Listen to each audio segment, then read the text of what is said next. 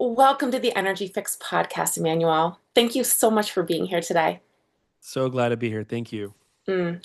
We're going to dive into my favorite kind of conversations, which is all around energy, energy work, and the many facets in which we can explore there. But before we really get into that conversation, let's get to know you, Emmanuel. I want to know where you're at in your season of life right now. Is there a word or a phrase you're really connecting to? So the word that I've been connecting to a lot is the word selflessness. And I just have a feeling that, when I use this word in my life, whenever you're going through hard times or just a hard time overcoming something, what I've noticed is that selflessness can be a great healing balm for yourself and someone else. And so I kind of want to say that you'd be shocked at how much you can help others while you're going through pain. And that there's some alleviation of the pain while you're helping, instead of focusing inward and going more into like victim mode. And so that's kind of my word is selflessness. Mm. And I'm sure that that's probably been on a certain level a journey for you. And so to be moving into that place of selflessness, but I'm curious how you are really working to connect to that deeper. How are you practicing that? So one of the things that could happen as an energy medicine practitioner and owning a practice for 10 years is that sometimes we put our clients on top of everything in your life. Like your clients become like your best friend, and you're helping them out, and other areas in your life could feel neglected. And so there's a podcast that I used to run called Healing the Healer. And it seems that healers need healing themselves, instead of being almost codependent on your clients that you work with, that to keep looking into your life introspectively and saying what areas can't bleed because I'm helping and focusing on other people. And so my mother unfortunately passed away with pancreatic cancer as an oncologist, but she was a very holistic oncologist, which is a very rare breed nowadays. But again, it's like in my mind, I'm like, oh, if you just would have taken care more of your relationships or your health, maybe you'd still be here. And it's like, and we need you around because you're the healer. So I just think it's important that whatever mission you find yourself in to help others, that you use the same modality on yourself and continue working on yourself. That's beautiful. And I 1,000% agree with you. I mean, I know even for myself, even since a young little girl, I've always been more that healer kind of person, even if I wasn't practicing healing. And then when I brought this into my full-time career, I really just thought I could just go with it and do, operate, be how I've always do operate and being, right? And the Yeah. reality is that just wasn't true. And it's become so much more acutely, I've become so much more acutely aware of it that you have to heal yourself. Healers need to heal themselves in order to be able to continue to do the work they're meant to do.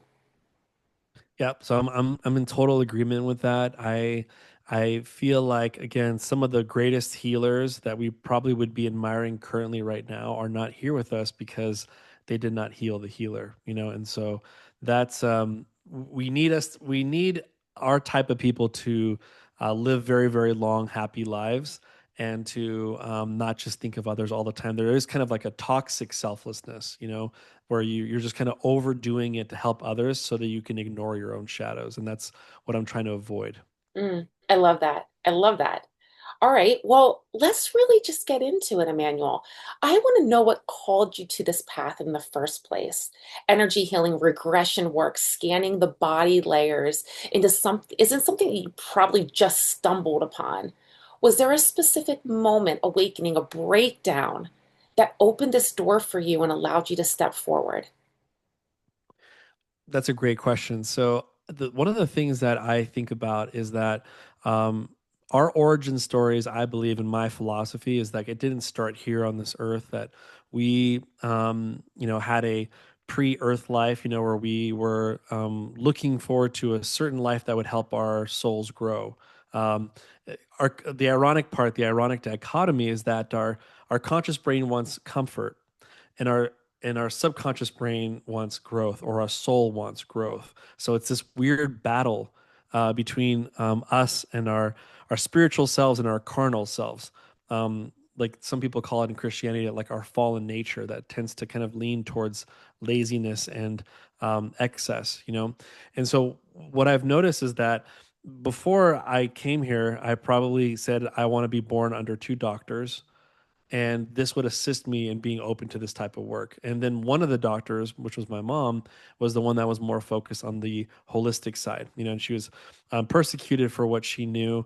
And what she was doing with her clients or her patients independently in her garage, like testing their pH levels, and she was doing acupuncture work on me. So I'd wake up as, you know, looking like a hellraiser, you know, a horror film, and be asking what's going on. And she says, "I'm trying to take away your nausea. Go back to sleep." So I grew up with a woman that was outside thinking, and the point is outside thinking is great as long as it benefits someone. You know, outside thinking can also make you very eccentric, which doesn't really serve anyone really. But if outside thinking has like a benefit to other people, like for her, for example, there were cancer patients that never came back to her. That's the goal, right? Is you get healed, but then maybe it was an unorthodox way, and then like, I wonder how many other people I can help in the most unorthodox way. And so I, for sure, her influence. Even my grandma, I did some research on this. She was putting a small egg on me when I was having night terrors when I was a kid, and I found out that that was from like a Peruvian culture of, you know, like passing the egg in the body and then releasing it. And but I never knew why she did it. I thought it was because I had lung issues when I was younger.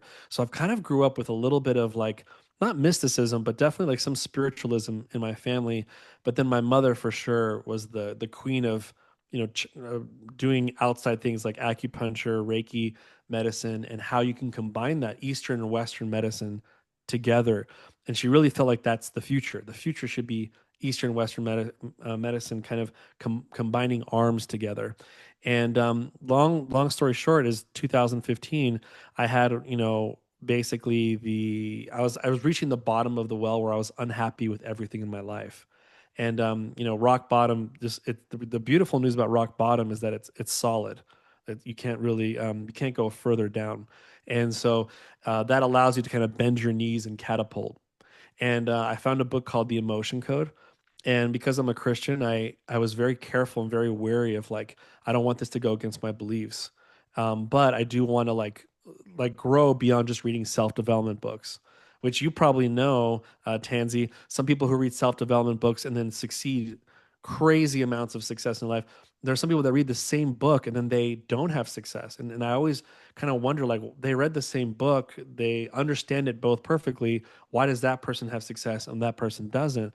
And I really feel like it has to do with energetic imbalances in the body. Yeah.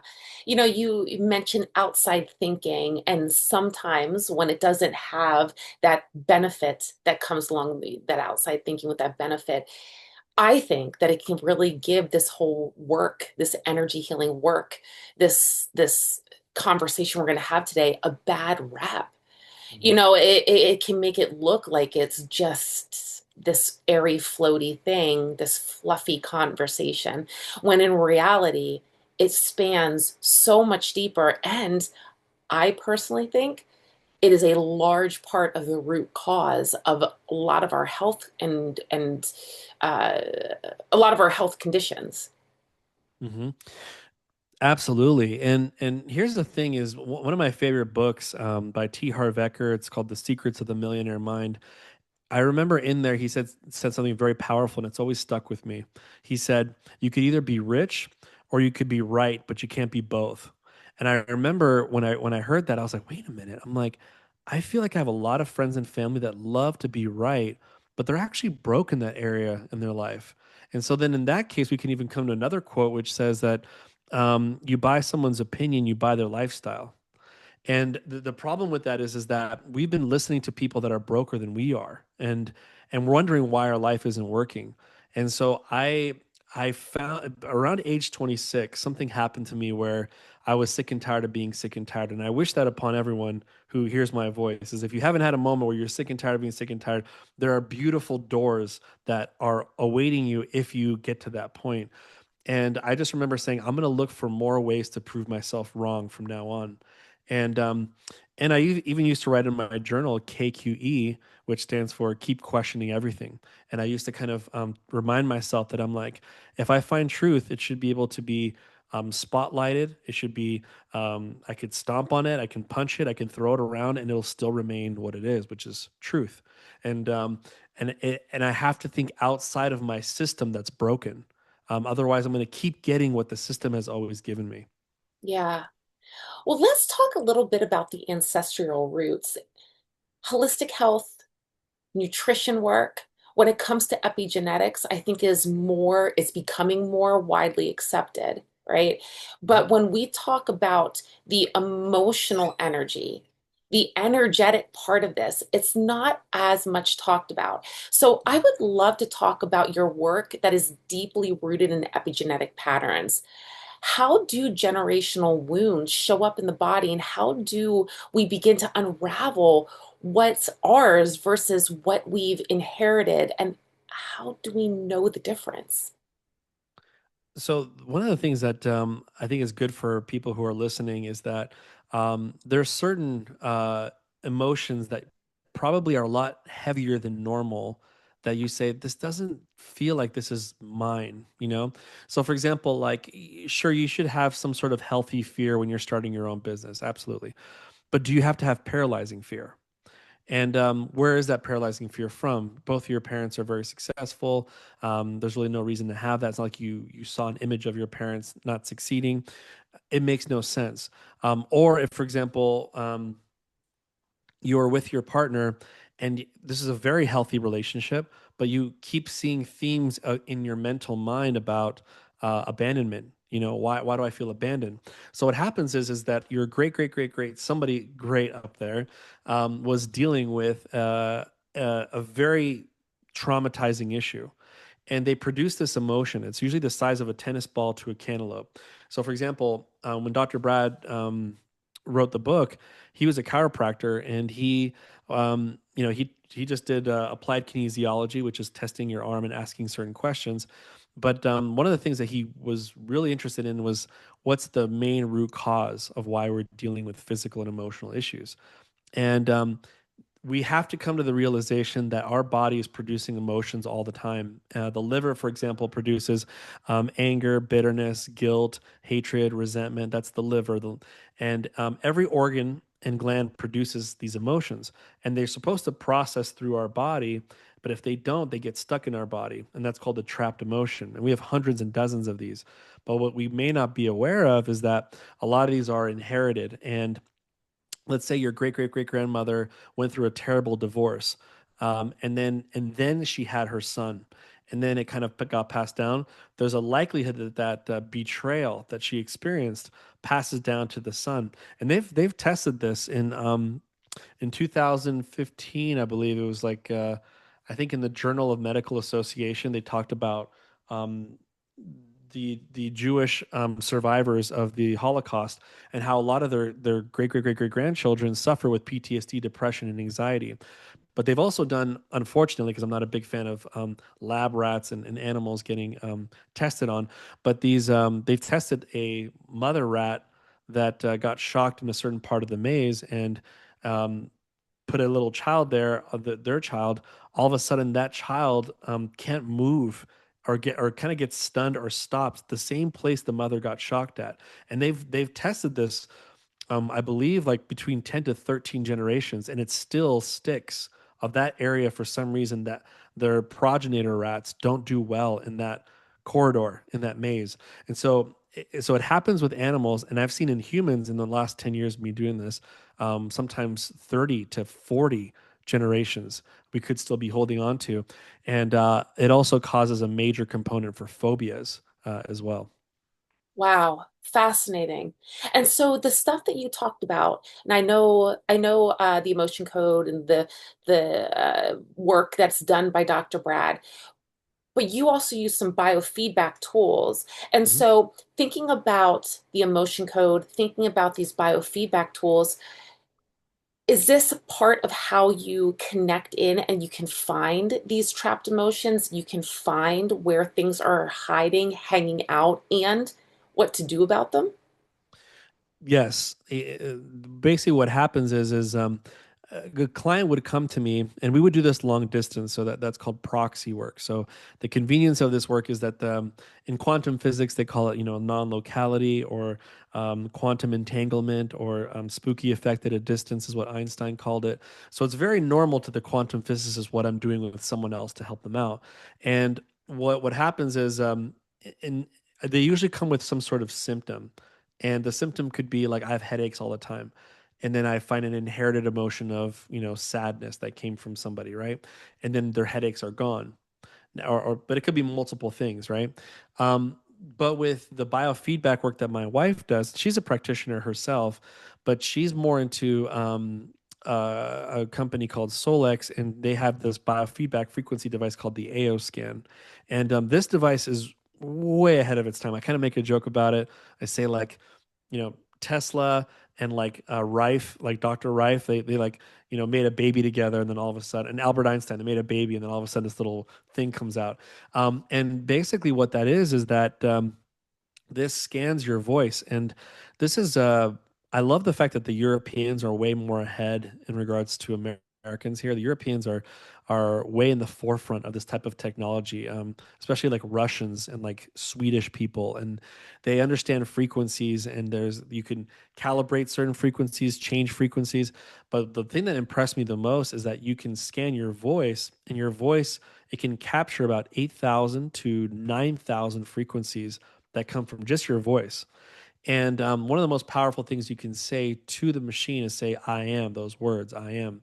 And so you say, I am Emanuel. And I say, like, I speak for about 8 seconds. And then all of a sudden it records it.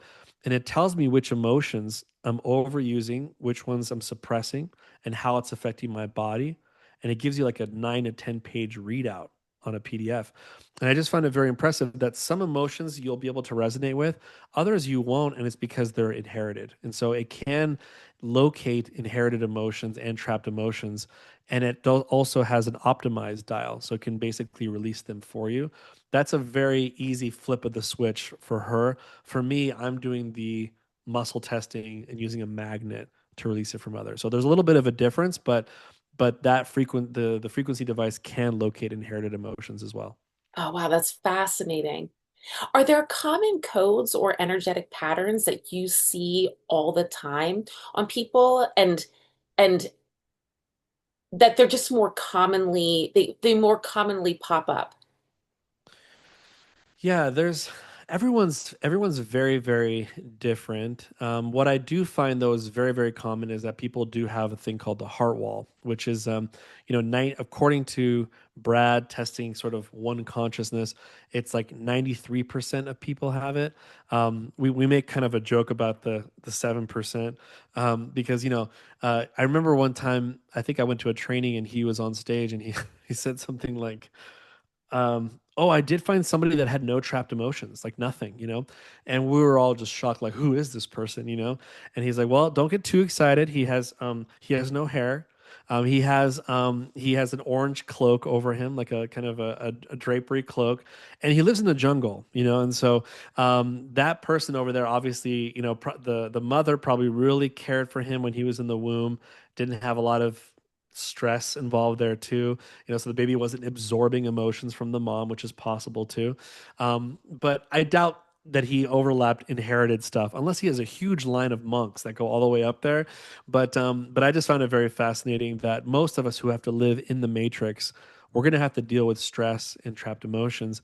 And so I guess a common thing is the heart wall. Whenever your heart feels heavy, and Tansy, this has probably happened to you before, like if your heart feels heavy or it feels like it's going to break, because someone passed away, or relationship contention, or stress at work. What they call that is that we're actually one step closer to BHS, which is broken heart syndrome. And the heartstrings or the tendons inside the heart are being stretched while you're experiencing the trauma. And if it rips, then the heart collapses, and then now you have died of BHS.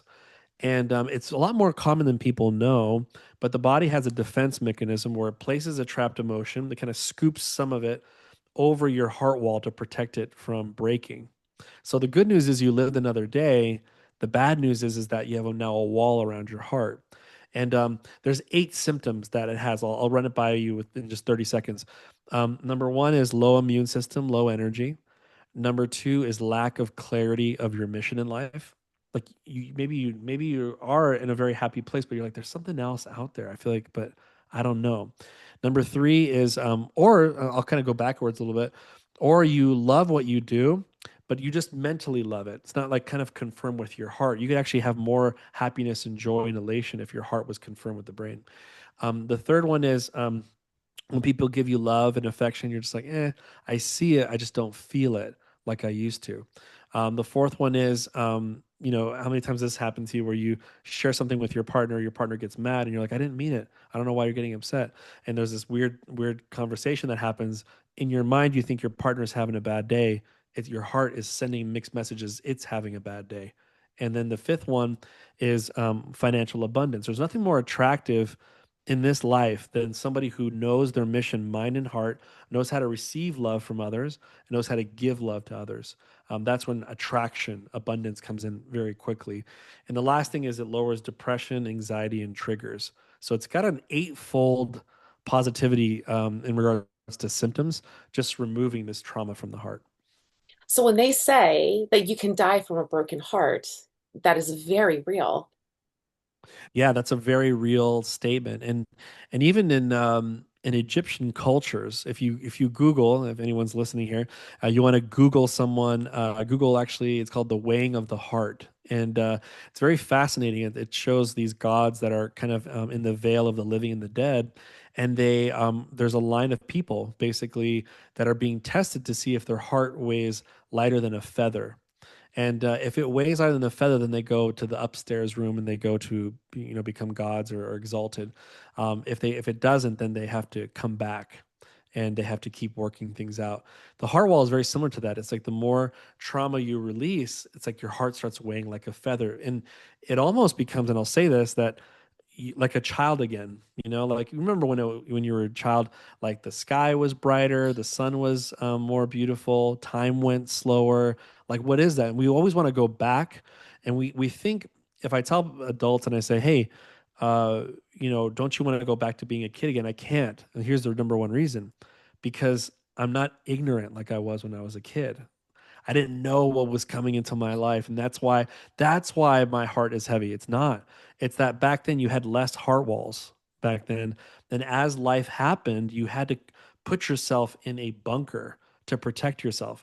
But now that the war is gone, you have your nice house, you have your beautiful wife, you're still stuck in the bunker. You can't feel like a kid in all the rewards you received during your life, and that's a problem. So I help people get people to where, like, you don't need that bunker anymore. Like you needed it for a while, but you're actually living a good life now. You should be able to enjoy the fruits of your labor.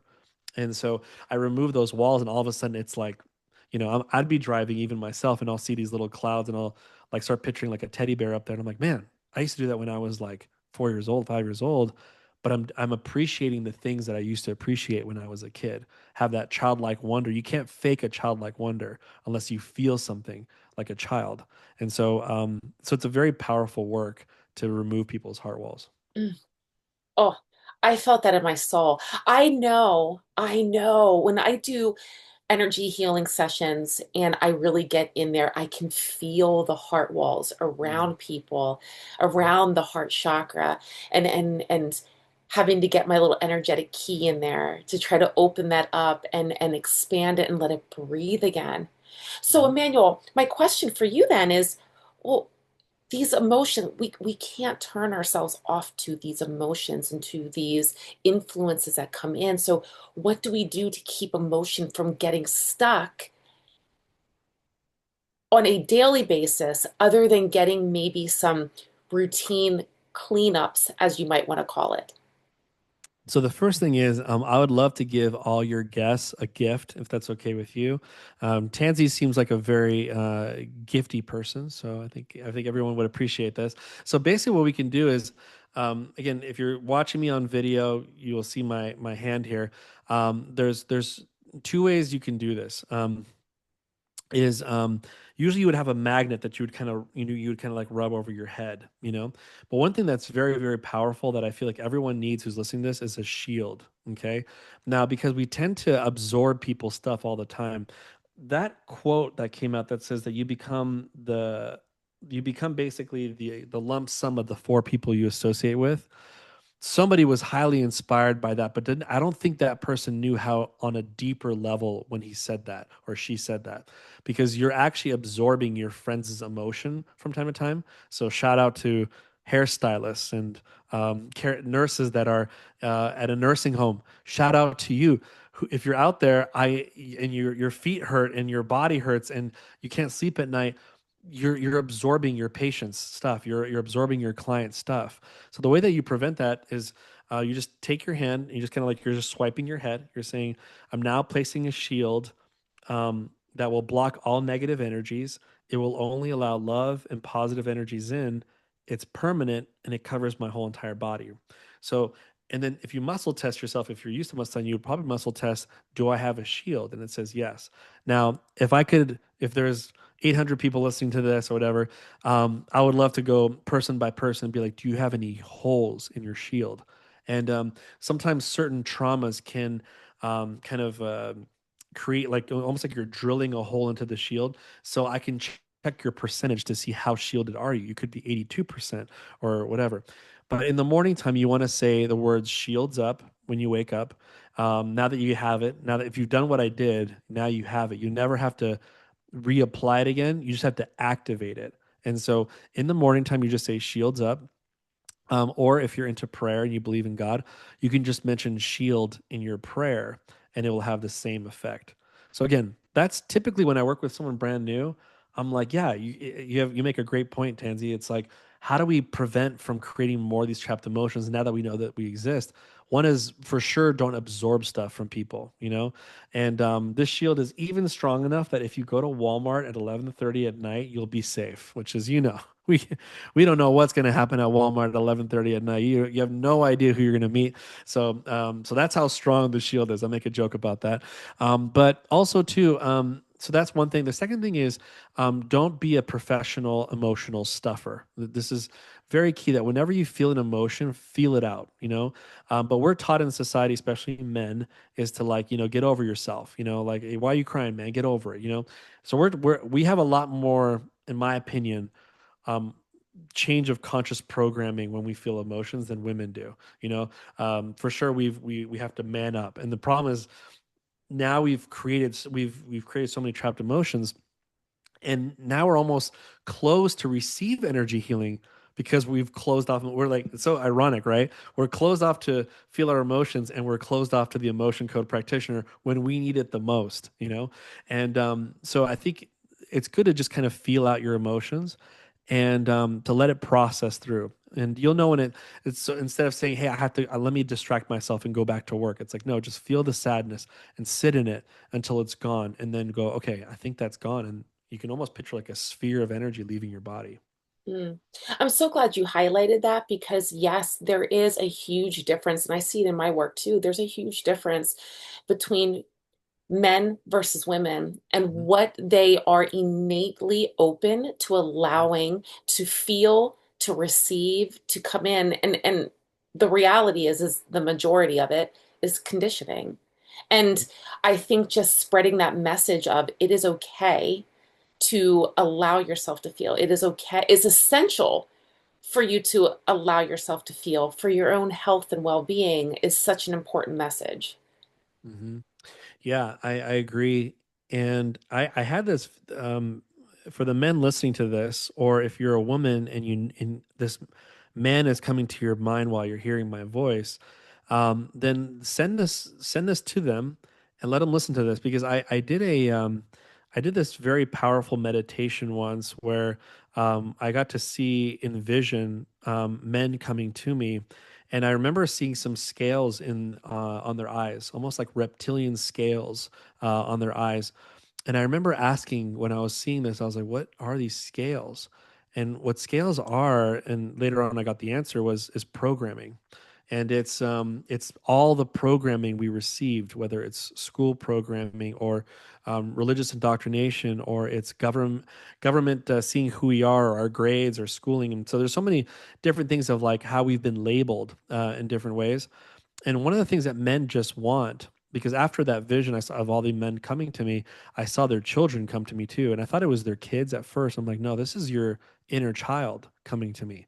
And what we're afraid of is facing our father trauma, facing the father wound.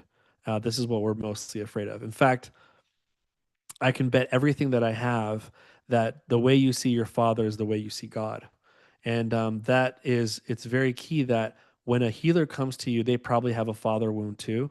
And that we're not looking to judge. Almost picture like a cartoon character with no face expression. We don't, I'm just looking to help. And like we have a lot more common than you think. And or if a woman tries to heal you with your father wound, it's like they probably have a mother wound. And so they're looking at you as equal and non-judgmental, and we just want to help. And so I implore you, if you are a man and you're listening to this, is that it's not too late to say, you know what, my inner child deserves a chance. And I'm not giving it a chance because I'm afraid I'm going to get judged again. I'm afraid I'm going to be criticized again. I'm afraid I'm going to be programmed again. But like, we know how tired you are and you deserve the healing. Mm. What is the most powerful transformation that you've seen or experienced with what you just talked about? So one of the things is there was someone comes to mind with a younger a younger child that two things. There's a child that I worked with that was very rebellious, was adopted. I didn't know he was adopted at first. Somehow that information kind of just whatever. But I was working with the mom, and I remember going like, "Wow, there's so many heart walls in the womb." Like this is kind of bizarre. It was like kind of a 1 out of 1,000 kind of situation. I was like, wow, there's heart wall after heart wall after heart wall. What is going on with your child? And she's like, she had to remind me, this isn't my child. I adopted him. And his mother was a meth addict who was being physically abused. And I was like, oh, okay. So he was like born with dozens and dozens of, he was already in a bunker when he was born, basically. And he was feeling numb all the time. And this is why he even called the CPS on his adopted family because he just felt completely numb. And when what was interesting is that when she was at church with him and she was rubbing his back because he kind of like was slumped over, um, he got mad at her, going like, "Well, like what? What are you trying to do? You're trying to wake me up, you know?" And she was like, "No, no, no. It seems like you're really tired, and so I was just rubbing your back." For the first time ever, she heard him say, "Oh, I'm sorry, mom. I didn't mean that," you know?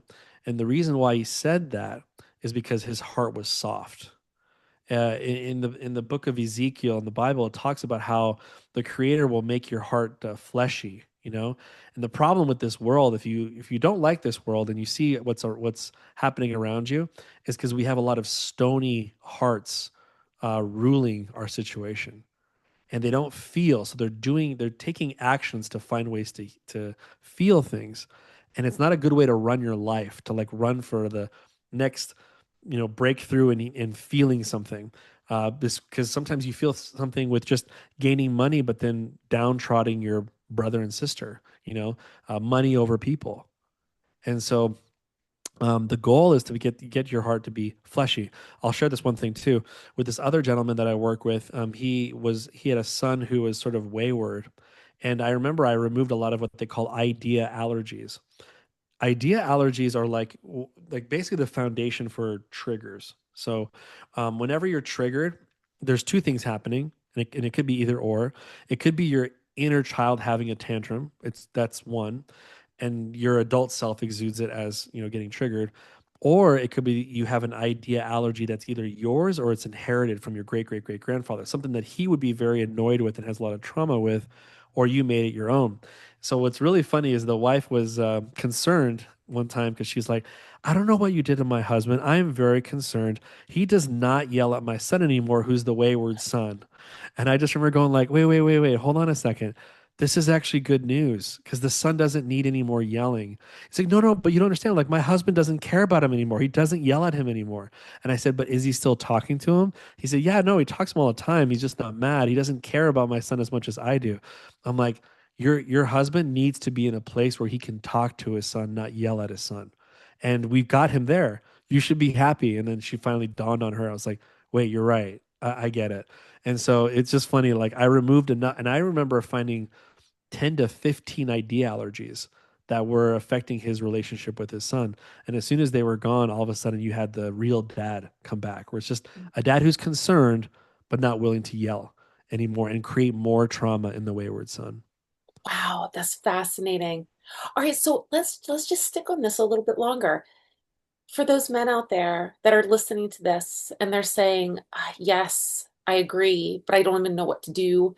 Or for the women out there that know maybe a man in their life that are feeling or maybe feeling the same way, what are maybe one to two pieces of advice to those men out there that are just feeling stuck and needing to understand how to move forward? Great question. I would start off with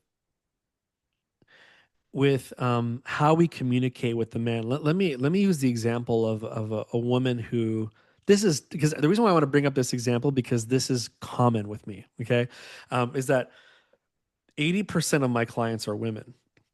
So this already shows that if we're listening to a podcast, there's going to be a lot of women who hear this and go, how do I get my man to be open to engage with a practitioner? This is their greatest battle that they're going to have.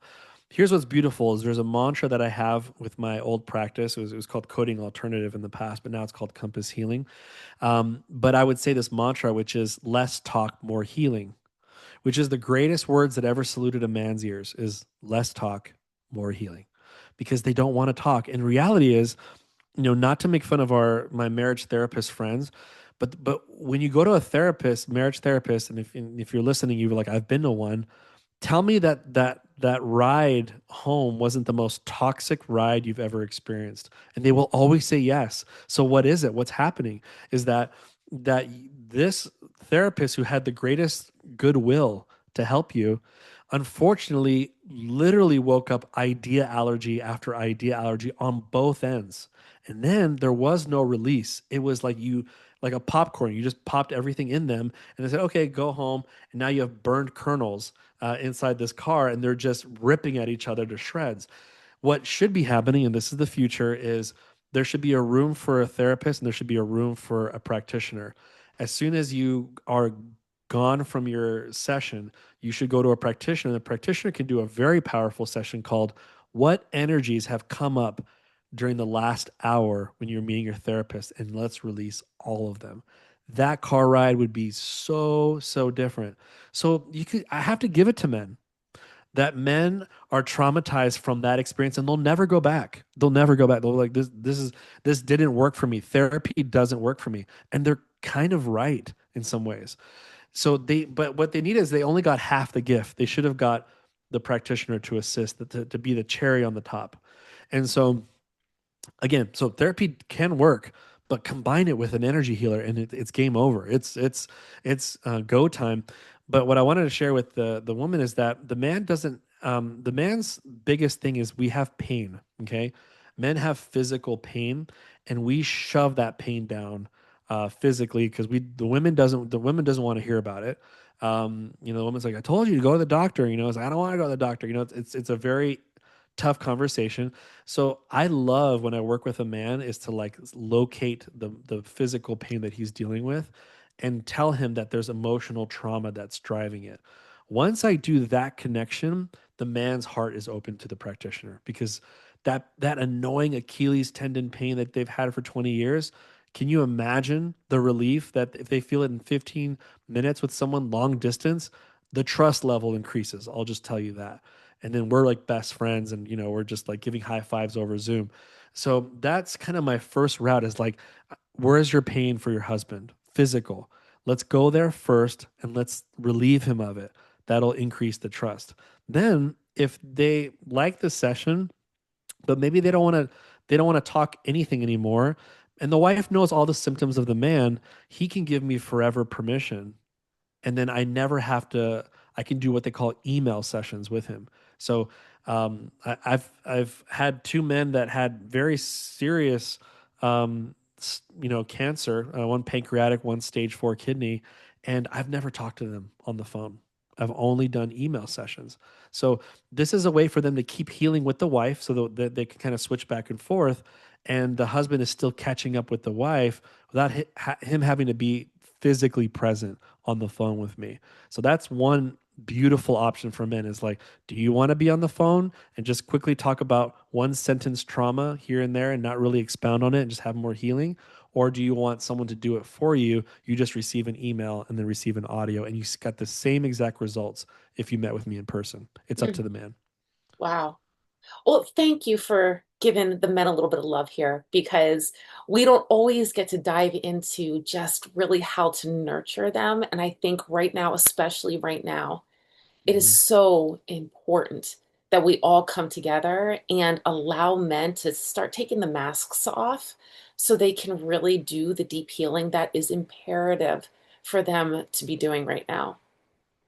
Yeah. Yeah, and I think I always kind of I always tell women as a joke, like a woman friend, I'll just say, if the world were to end, I would want a bunch of healed women to like bring this world back to where it's supposed to be, But I've changed my vernacular in conversation since then. It's we can't do it without the men healing too. So I believe men and women are a very, very sacred unit. Uh, a very sacred unit. And the things on the other side that we can't see, like entities and dark energies that are there too, they want to break that sacred unit with anything they can. So I like to also tell men that, when you have really dark days, you're probably not in your room by yourself. There's probably something attached to you that's affecting you. And that if you remove it, you'll notice so much more peace of mind. But why are they attacking you? And the answer is very simple. You're moving forward in life, progressing, but also you honor the sacred relationship too. And they can't have one over there, so they have to destroy yours. So that also wakes up the man and go like, okay, I'm in spiritual warfare. It's not just emotions. So it's kind of not sad, but it's just a reality we have to just take in that we're not only dealing with emotional welfare, but also spiritual attacks are very, very real. And sometimes I'm with my wife and I'm like, honey, I was with 6 clients today, and let's just say like I might as well have worn like a priest cuff. Like I was, there was some heavy stuff going on here.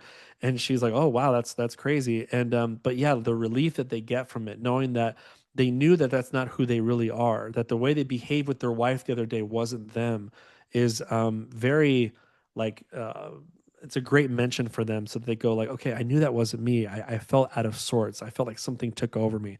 Yeah, something took over you for sure. So it's great to kind of open up people's minds to that, especially men. And so I want to get into that whole conversation in a moment because that's huge. It's huge and it's not talked about enough. I want to get into the dark stuff, Yeah. but before we go there, let's actually just kind of prime that because I want to first off, when you were telling the story about the boy, the very first Hmm. transformation story you were telling about the boy, I had a whole deja vu moment.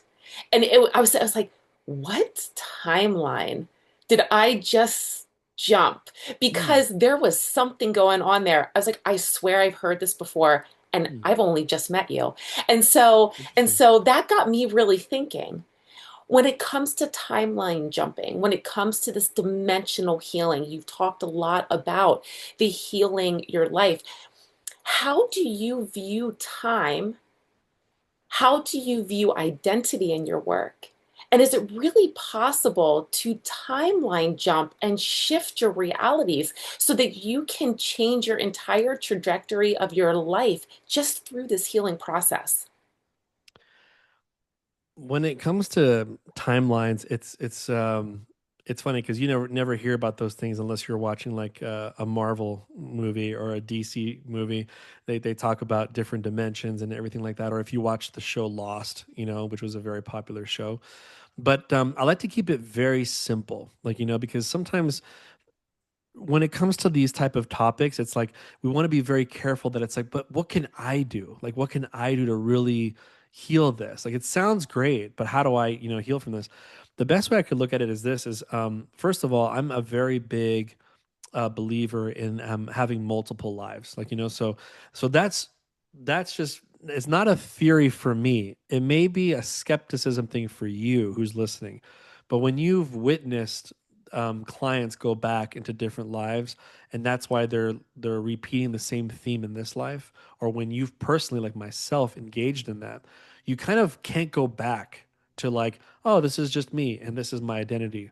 So it's very, very key that if there are things, here's something that maybe may help out your listeners. If there is something in your life that's a consistent theme that you keep seeing over and over again, and you have no idea where it comes from, because if you look back in your current history, nothing really matches that theme. So like let's say it's like constantly getting abandoned by people, or people don't listen to you all the time, or when you win something you lose something. When you win something you lose something, or when you're with a partner you have lots of fear, fear, fear, fear, fear. What are those themes all about, really, I kid you not, if you went maybe 6 lifetimes ago, it will fully clarify to you what happened back there. You are still dealing with it now, and this is the life to overcome it. And so we're constantly seeking for growth. And whenever you do an emotion code body code session, one of the things that's kind of exciting to do, there's a really great book called The Map of Consciousness by Dr. David Hawkins. And that book for me is in my top 5 books of all time for sure. I think it's called Map of Consciousness Explained or something like that, or Understanding the Map of Consciousness, one of those.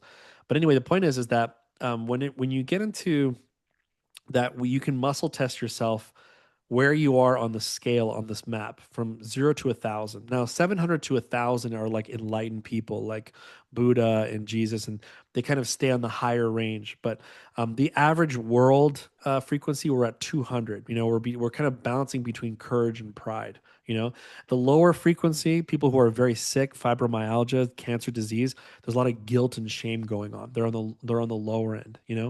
And it's interesting. You can muscle test someone during the day, and there might be an average of where they typically are on the map. Whenever you do an energy healing session, you usually elevate on the map. So let's say you started like at 234, and then you finish your energy healing session. I challenge you to muscle test yourself of where you're at. You're probably at 432 now. You're like, okay, cool, I'm higher. And if you look at the map, if you go on Google, just look up Map of Consciousness, Dr. David Hawkins, there's a chart that kind of goes left to the right, and and basically it shows you the emotion that you typically associate yourself with. There's the way you view God, the way you view life, the way you receive information. It's all kind of written out. It's almost like it knows you a little too well, and so you're like, wow, that's pretty much me. And so the goal is like, in some way or another, when you do that, you're changing timelines, because maybe most of your life you've been in the hundreds, and this is, you stay down there. But now, because you do yoga, you do breath work, you go to church, or you read the good book or whatever, you're constantly bouncing to higher frequencies on the map. And when you do that, you're filtering life very differently than the way you used to filter before. That's why when you read a good book and you read it over and over again, the book hasn't changed, you've changed, and that's why the book looks differently to you. And so that's one thing. So that's kind of in a way changing timelines. Another way is when you're done with a session and you do certain healings. Um, you know, with God and higher beings, time is very different for them. Sometimes they can even see time, just your whole entire life all in a timeline already. And there's predictive points of like how you would act during certain situations, because you've done it before. The past tends to repeat itself. But when you do remove certain things, let's say that the gentleman that I worked with, who I removed all the idea allergies, now he doesn't yell at his son anymore. That son technically is on a new timeline, because If the dad would have kept doing that over and over again, he would have ended up, who knows, in 10 years. But if the dad kept on being angry just in general, who knows where he would have ended up in 10 years. So he's kind of jumping already because you've changed the way you perceive things, the way you act towards something. And so the goal is to collapse. That kind of collapses where he was gonna go due to the fact of how he is or who he is. And then it opens up new doors because of who he is now. So that just happens just getting an energy healing session done. Or if you do a regression hypnotherapy with me, by closing some contracts or oaths or vows of things that you maybe didn't settle the score in another life, you've opened up new timelines now in this life because you can learn the lesson in the regression so that you don't have to learn it in real life. Which can be monumental because I've Yeah. gotten regression sessions done and there were so many themes that came back. I'm like, oh, that's why this is Hmm. happening. Oh, that makes a lot of sense. I think the most incredible reoccurring theme for me through many regressions that I've gotten is that fear of stepping outside of the box in Hmm. whatever in each of those lifetimes, whatever healing capacity I was trying to bring forward. In Hmm. one life, it was I was an alchemist. In another one, I was doing holistic health work.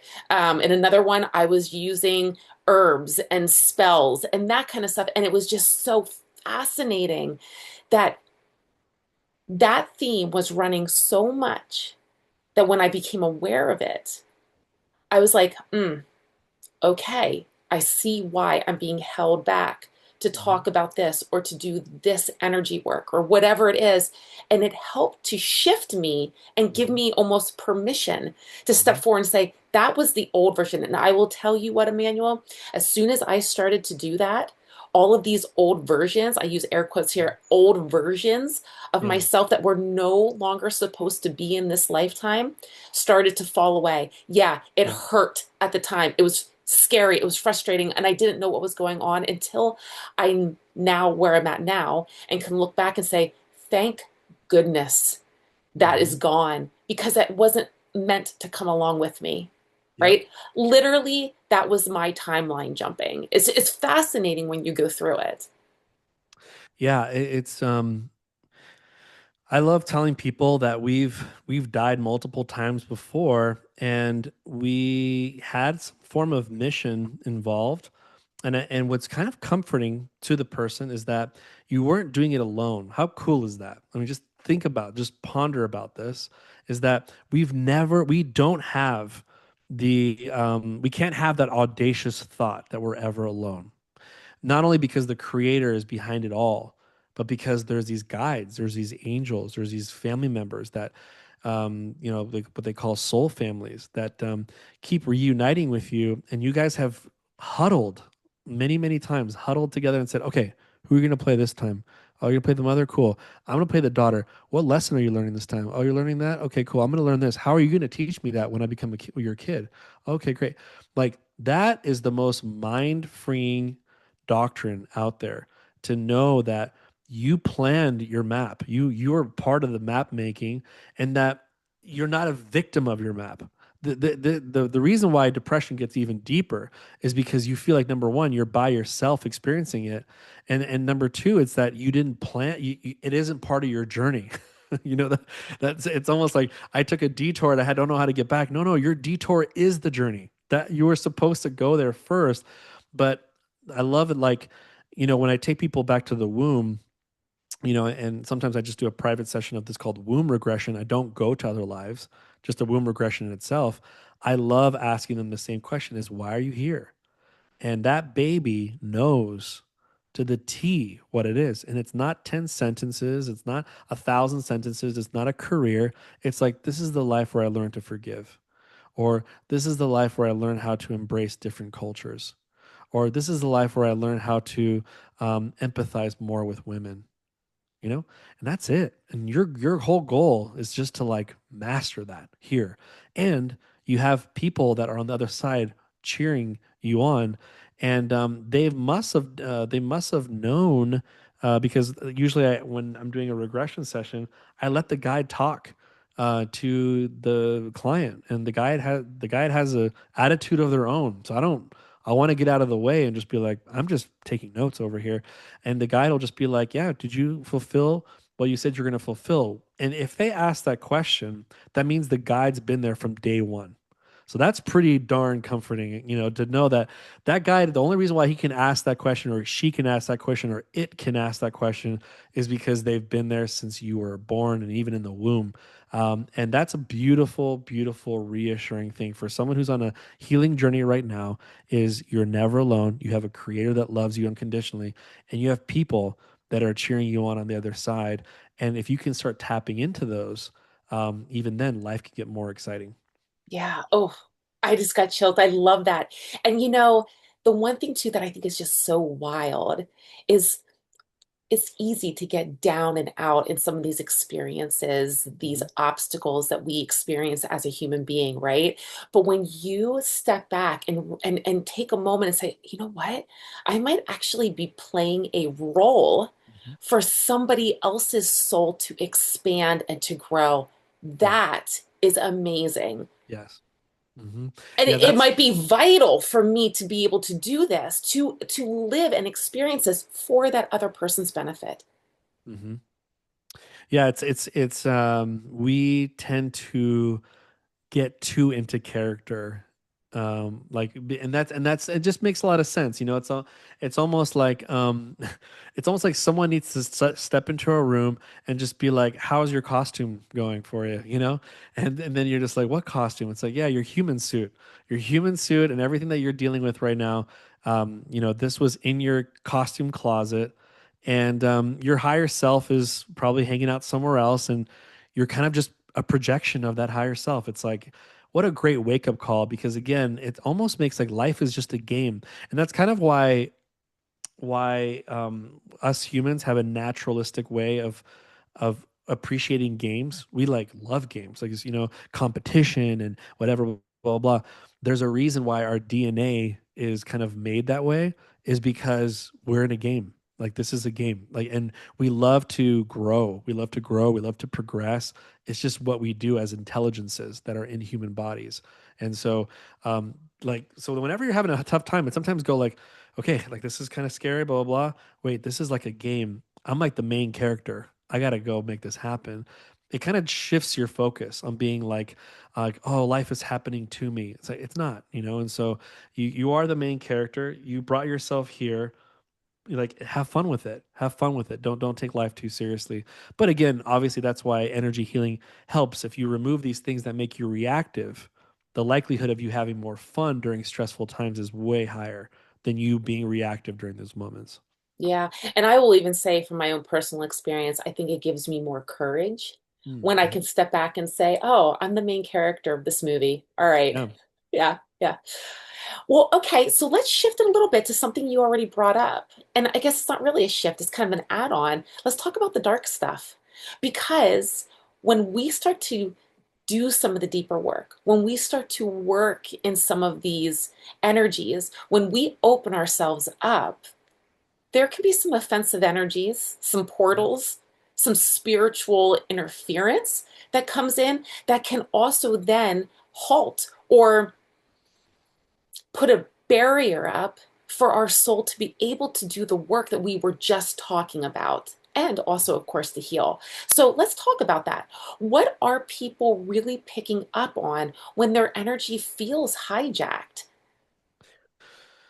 That's a great question. When it comes to offensive energies and evil spirits, we do have to know that, and people can take this as a grain of salt. Okay, so I'm going to share something that's in my personal faith. And some people ask me what I am. I come from the LDS Church, but it's interesting. We have a very unique doctrine about this, which kind of coincides with the body code. What I love about this energy healing work is that you don't have to be any type of religion or faith or pigment color to accept this type of work. if it's real energy work, which comes from the creator, it has no judgment. It's all about just assisting humanity moving forward.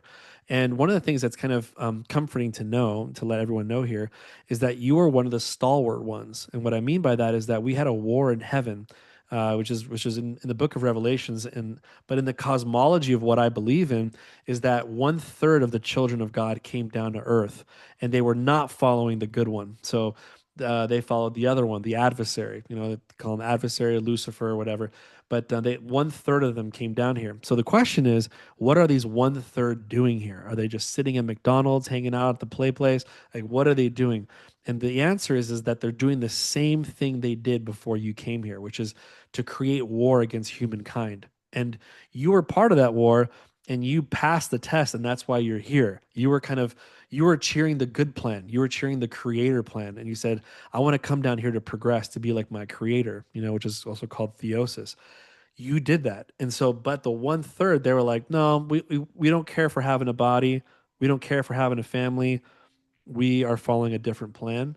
And so that's why they hate your body, and they hate the family, and they hate anything where you're moving closer to your plan. And so these entities could be either, they're usually, again, they'll never have a body, but they're these entities that can attach to you. Now, here's what's really interesting is that if you're moving in your healing process, if you have these symptoms, and I'll name a few here. I'm going to actually use the body code to kind of be very clear about this and succinct, because I know someone's listening about this one section right now.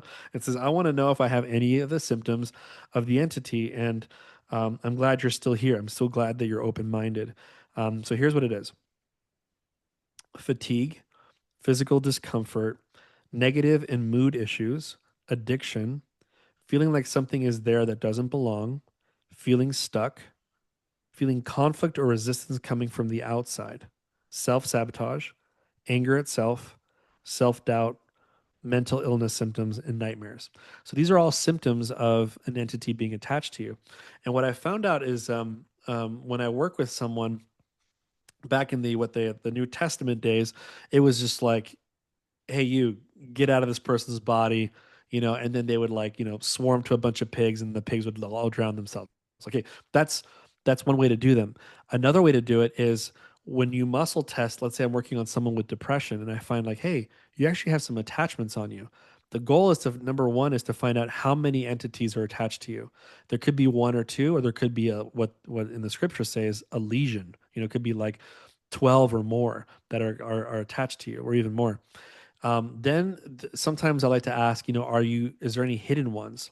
And there's even a more modern term now. Are there any cloaked ones? So if you don't mention these two terms, hidden or cloaked, you'll miss them. And they purposely it's kind of like their version of fail safe. They're trying to, like, hide behind you. And so you can't see them, even for the practitioner, because they know that you're coming for them. So what's interesting is, so you have that, and usually I like to ask, what attracted them in the first place. So there's these very common energies that attract them. And if anyone's taking notes, this is good to know. This is just good, because this is body reference, and your subconscious will ring with truth when you hear this. There's these energies called no will tos, no will to dot dot dot, or there's will to energies dot dot dot. A very common one, the most common one, is no will to live. It's a very common one. Now, that may sound very drastic, like suicide ideation stuff, but what it really means is just very overwhelmed, and you need a timeout. But that energy alone can cause depression. And there's a term that says that energies beget the same energies. So if you have a no will energy when you're 9, there's a high likelihood that you'll have it at 15. You'll make a new one. You make a new one at 18, a new one at 24. It'll kind of like, you'll have a bunch of them now.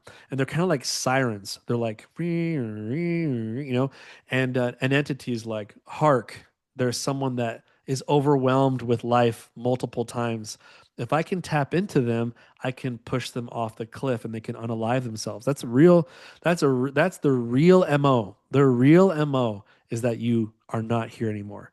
They even had that good movie that came out recently. I'm trying to remember what it was called. I don't know if you saw it, Tansy, but the one about Probably near not. death. Near there's a near death experience movie that came out. It was made by the creators of The Chosen. I'm trying to remember what it was called. I think it's called After Death. I think it's called After Death. That movie is so incredible. I highly recommend that movie. Go watch it.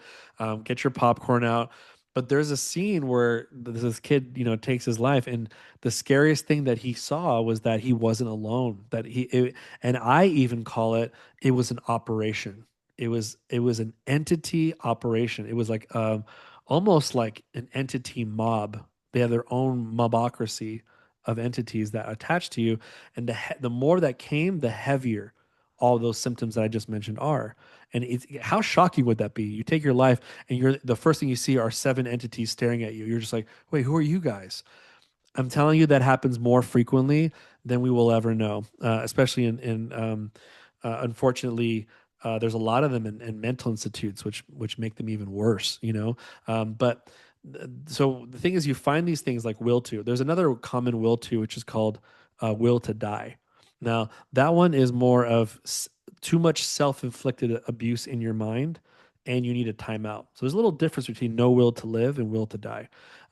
Will to die also does cause suicide ideation thoughts. So these energies you start accumulating over time, all of a sudden the sirens are too loud, and then this entity would be walking by your house and go, "Wait, hey guys!" And the reason why they say wait, they they um they are attracted to that because remember, you're a potential that they can push you out of the matrix. Number one, but number two is there could be spirit bodies that lived here before that are in spirit prison that hang out with them, and they might have some no will to live energies in their life. So they're like attracts like, and they're attracted to your energy because they're like, wait, I had that when I was 14. I had that when I was 23. Let me connect with this person, and they connect with you because of that. And then now you have that a person who was living on Earth now attached to you because they haven't gone to the light yet. They're kind of still in this kind of prison mode, and so it's good to kind of get rid of those. So I get rid of those first when I'm doing that procedure.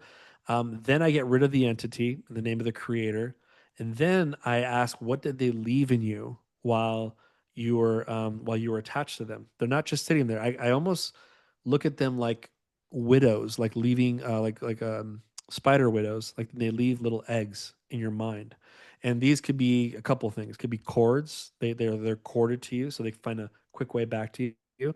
There could be post hypnotic suggestions, which is like hypnotized statements that they whisper to you at nighttime. And Tansy, it was your idea for me to open this door up. Okay, so I'm just gonna keep going I here. love this. I Okay, love this. okay. Yes. So because you're looking at me and I was like, oh no, like have I gone off the No, rocker? no, Okay. I'm looking at you because I've actually had a practitioner help me with Oh, experiences. okay. And Yeah. so a lot of this actually relates to me. So Okay. go on. Okay, so again, post hypnotic suggestions, which are hypnotized statements, typically they can come from listening to music over and over again. I'm a big Nirvana fan back in the day. Track six album of In Utero says, I think I'm dumb, and he says it quite a few times. So if you love that song too much, there's a high likelihood that you have a post hypnotic suggestion of I think I'm dumb. And so the thing is, so you got to be careful what you listen to, what you watch because it becomes hypnotized because you're in a theta state. Many times in the day, we're in theta state. Whenever you're in that state, be careful what you watch, be careful what you read, be careful what you listen to. But entities also leave thoughts in our heads too. And they go, if I can put this thought in their head.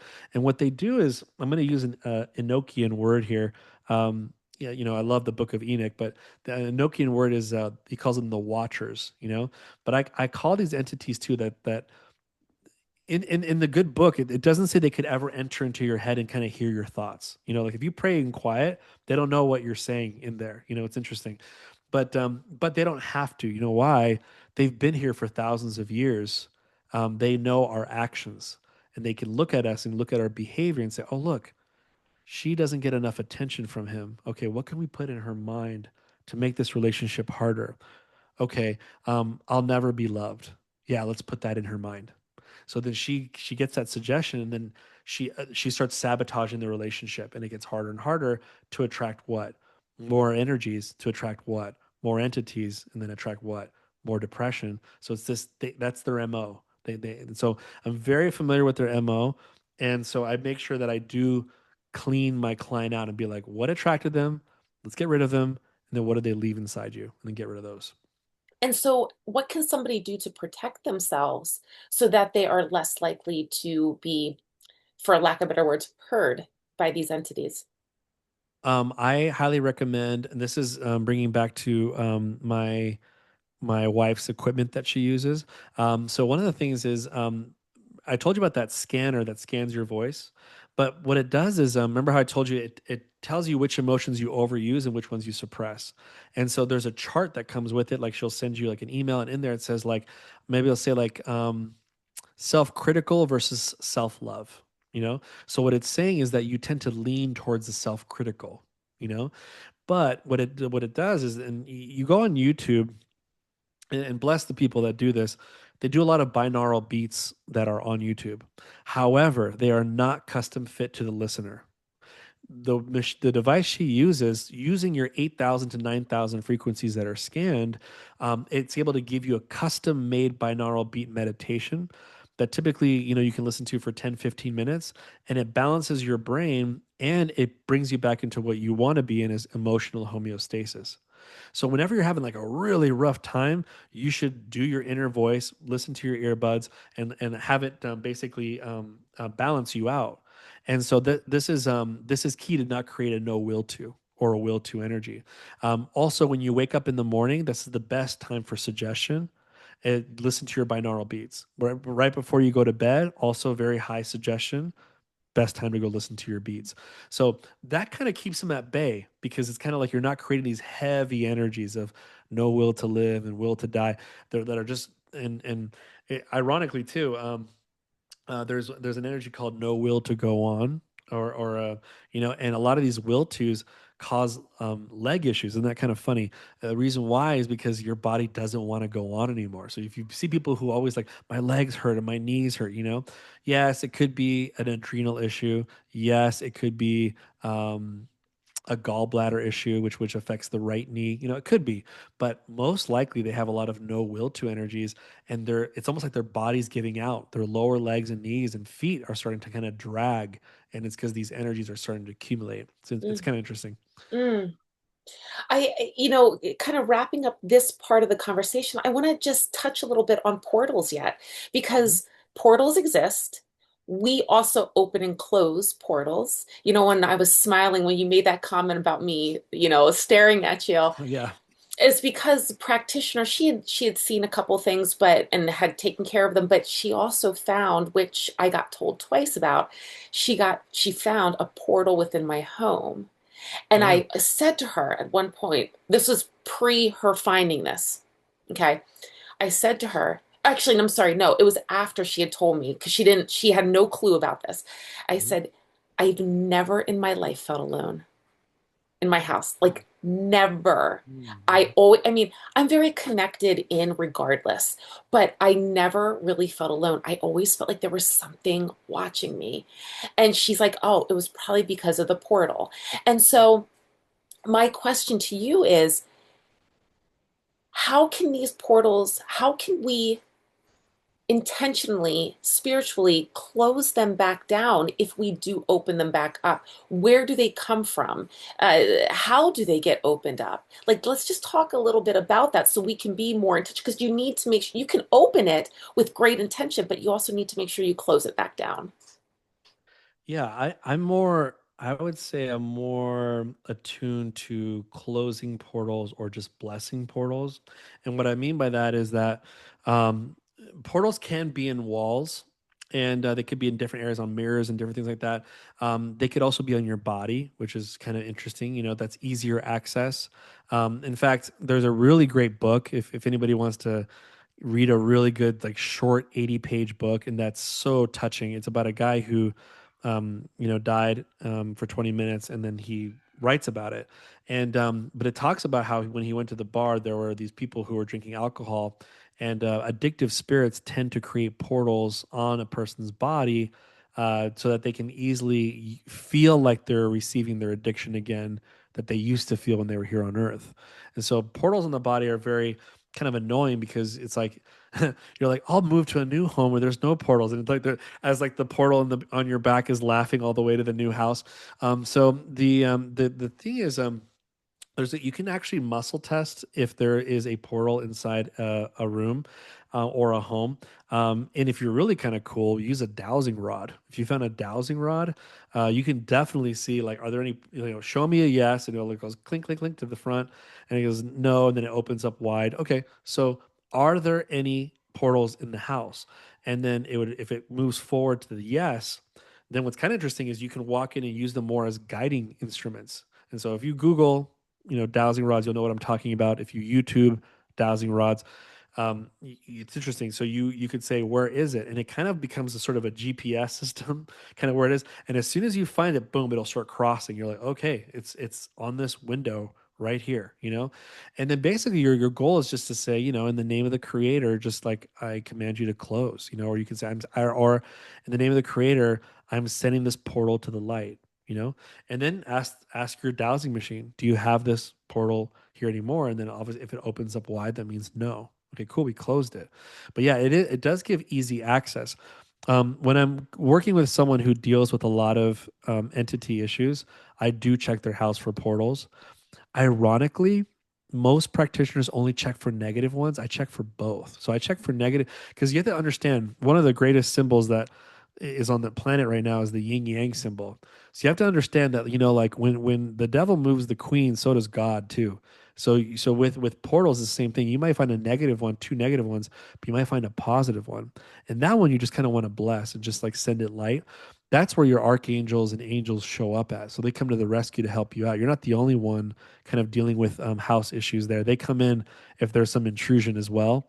And so we leave that one open. So I'm very careful when I find three and two of them are negative, one of them is positive. I only close the two negative ones and I bless the positive one. But watch this: when you go into a home, if you've if maybe you're the third resident there, um, here's what's fascinating is these portals on the houses may not be conducive to the fact that you're there. They could have been from the other owners of the home. And one of the major reasons why these portals came in the first place is due to the energies that were absorbed by the home. So I've helped people like, when you walk into a home, you can feel certain energies. But I am very positive that it's not just the portal count in the house. It's more of the emotions that bled into the walls. So I'll work on someone's house and I'll be like, what energies are in the walls in the house?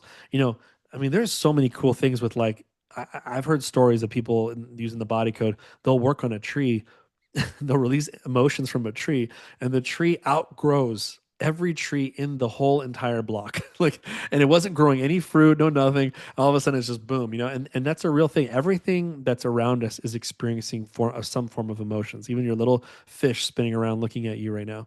But what's interesting is that people don't know this. That when you go into a home, whenever there's anger and someone's feeling anger, that anger may be absorbed and left someone's body, right? Because we talked about this, trapped emotions can leave the sphere. So that in that case it did not become a trapped emotion, but the house trapped the emotion. And when you have enough emotions on these walls, that also is a siren for entities to leave portals. They'll be like, that's a broken home. If we can go over there now, but the problem is, this is the sad part is, what if, I don't know, I'm gonna share a very weird way to explain it. What if the builders of the home were the most worst people ever you ever met, and they're the ones that implanted the emotions there? The portals were really meant for them. They leave the house. They're done making the house.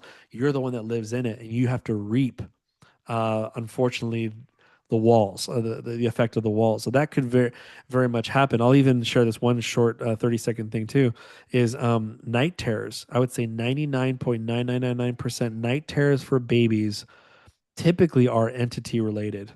And but even to kind of not scare people more, but just kind of enlighten people more, is that it's usually the mother who feels very overwhelmed and is like, oh, I can't handle this anymore. Guess what? She's exuding from her skin no will to live or will to die.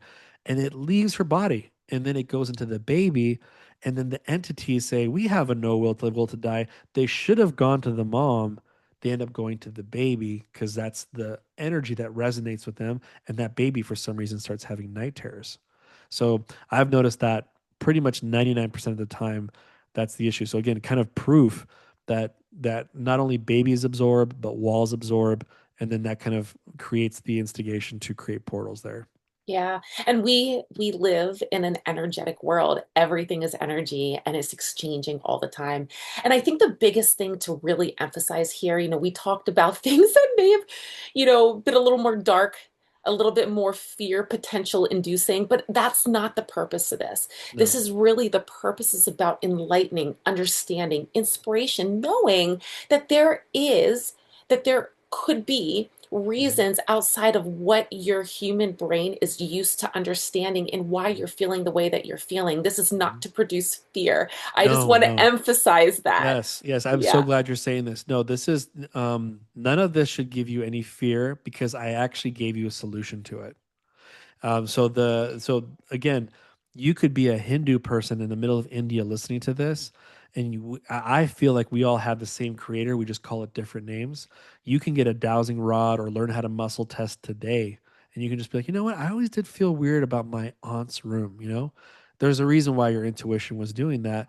You can muscle test it, douse it, and then just go into that room and just say, what if you're terrible at it? What if you're terrible at like I don't know how to douse, I don't know how to muscle test, but you've always felt weird in a room. You have all the right to walk into that room and say, in the name of the creator, whatever portal is in here, go to the light. And you will feel different in that room. And then you solved it. And you helped out that family. So yeah, if I gave you no tools to go out there and fix it, then this is a dark episode, I would say. So yeah, you're very right. This is actually informative and it's to give you hope. It's to make you not sound crazy and make you not question your intuition. A lot of your listeners, if they're listening to you for a while, they probably have really high intuition and they knew something was wrong, but they just didn't know how to put the finger on it. And now we're putting something tangible there to be like, I knew it. I've always thought that, but I just wanted to hear it from someone's voice. And so we just gave them confirmation for it. Yeah, yeah, 100%. Well, as we finish up this conversation, let's just put a little rainbow on top. Let's put a little rainbow on top, Emmanuel, of this Sure. potential dark conversation that we just had. Yeah. If somebody is feeling stuck right now and they think that there's something a little deeper on play, where would you tell them to begin? What's the first step for them? So the first step is one is to realize that you are a spirit having a human experience and find spirituality. I don't care what religion, I don't care what. Because even in the end of the day, if you do a lot of energy healing, it's great. It really helps out. But your spirit is starving to connect with the creator. And there's just a lot of avenues on how to do it. I took my journey when I was age 26 and I had to break my mold from my old faith that I used to have as a Catholic. And I went on a spiritual journey. I went to the library. I fasted. I was so close to become a Franciscan and live in a monastery and take an oath of poverty. It's like, but that journey is so beautiful. And I don't care what religion you are. Whenever someone's like, I'm a spiritual sojourner and I'm having a human experience, I cheer on that person and they're one step closer to know deeper things about themselves. So if you're in a stuck time, think about it. This is the usual thing is that maybe spirituality has been put in the back burner and you've kind of played your cards in an earthly material world and you're not happy. You're not, it's like there's a reason for that. It's because your spirit is anorexic at this point and you need to feed it. So that'd be number one is go on a spiritual journey, no matter what that looks like, and listen to the intuition inside of you. Don't always listen to what comes out of people's lips. It's okay to listen to people's lips, but then always ask, does this sound right? Does this sound true? And you have this little GPS. Some people call it, I call it the light of Christ that everyone has. I don't care who you are, but you have that. So lock in with that more. That voice should be louder than anybody else's voice.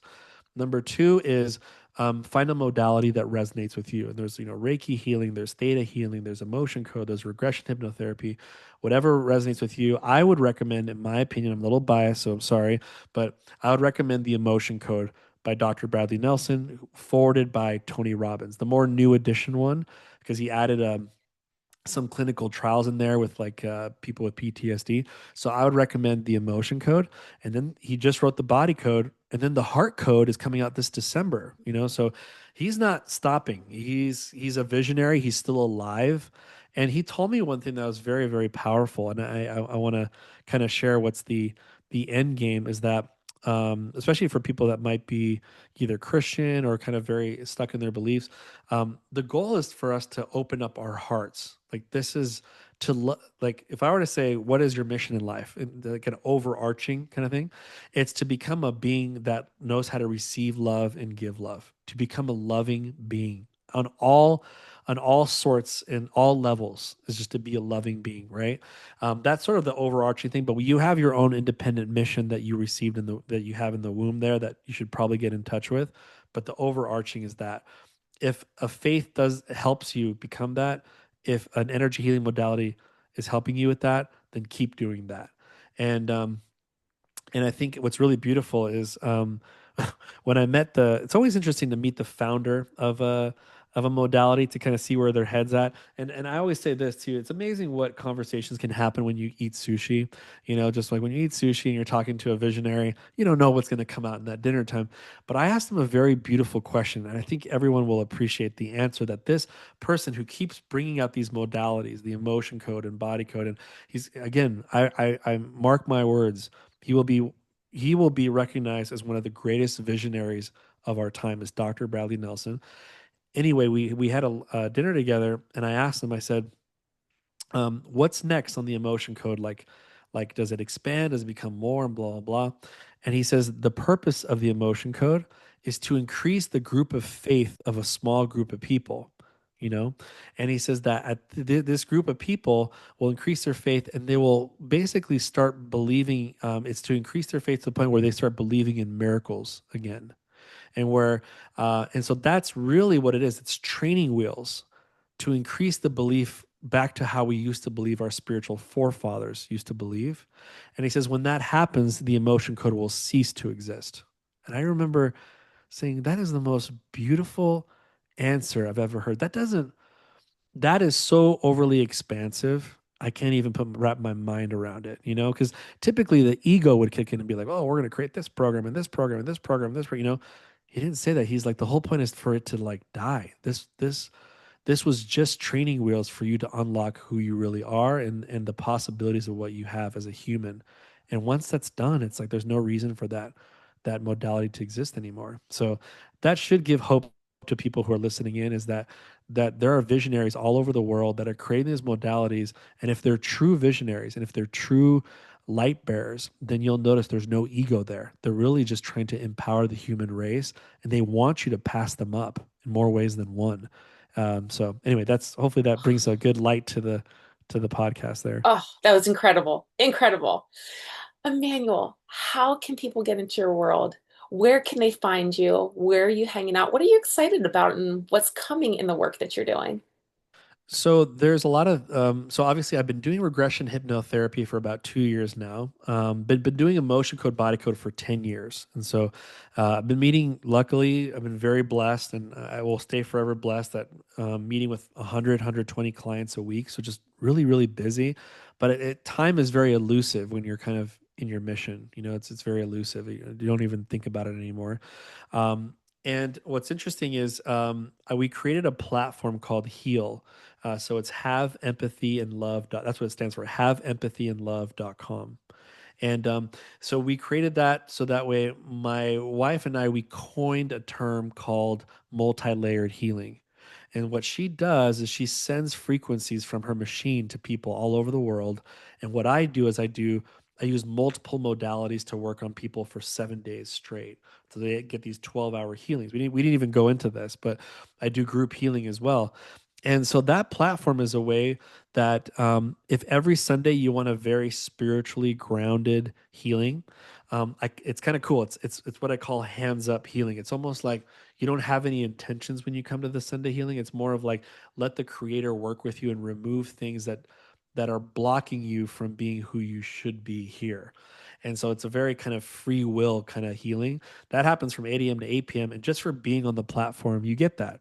just for being there. But on top of that, I do announce from time to time, hey, I'm doing a 7 day healing on increasing finances, or I'm doing 7 day healing for losing weight or releasing weight. And so they can opt into those, but those are all optional. They don't have to do that.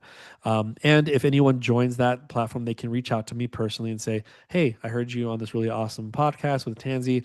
I would love an introduction session. I've never experienced this. Or they can reach out to my wife, Jessica Zevallos, say, I've never had a scan before. Can you like scan my voice? She would be glad to do that. So that's the best place to find me. If you find me on YouTube, look up Compass Healing Center. And yeah, or it's just, I think it's just Compass Healing. And I think I have 700 videos there. So I've definitely put in some work there. Awesome. Well, all those links will be down in the show notes for easy access. So jump on down and click away. Emmanuel, thank you so much for all that you brought today, all of the passion, all the wisdom. I appreciate you. I love these conversations. I could have talked to you for like 5 more hours, if not more. It was a great conversation. Thank you so much. Yeah, thank you for doing what you're doing for all the people here in your podcast, for adding light and what you do in your work. And so, and grateful for you being vulnerable on this podcast. You were sharing some personal stuff about your vulnerability and shifting. And so, your growth, I know, is probably inspiring a ton of people. So, I'm grateful for your growth as well. And that you're someone that not only just, you could be quiet about your growth, but you decided to make a podcast to help other people. And that's so commendable because we Mm, just need more people that are on the healing journey that actually talk about it, not just kind of keep it in. So, yeah, thanks for all that you do as well. mm, mm. Thank you.